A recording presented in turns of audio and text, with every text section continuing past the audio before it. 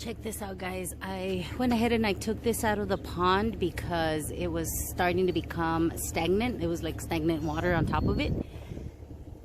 And right when I was gonna put it back in the pond, I saw this little guy trapped in here. He must have been in here since he was a baby because I cannot find a way in there. That's one of our, I think it's not a trapdoor snail. It's, oh my God, what's his name? Ramshorn snail is what it is. So I'm gonna cut that net and get him out and put him in a planter. So that is I'm so excited, guys. I also found my parrot feather. I rinsed it off. If you can see there, it's starting to sprout back. So my roots did not die. I'm so happy. There's new roots there. I'm gonna get this little guy out. I'm taking advantage this week and doing a little bit of pond maintenance because over the weekend it's gonna be cold again. There he is, guys. It is a Ramshorn snail. He is alive. Gotta put him back in a planter. Pond holding life.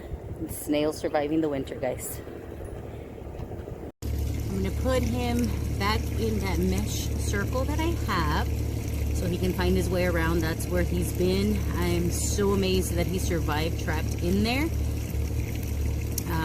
But he did, so I put him in there because that's an area that's familiar to him. My parrot feathers back in the water. Now I'm just gonna attach these and be done for today. So I went ahead and I put that net over that one planter because I realized something.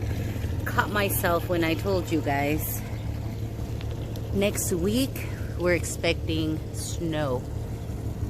This planter and this planter both have parrot feather. Well, the string algae is protecting the parrot feather from the weather, from the climate, from maybe snow if we have it.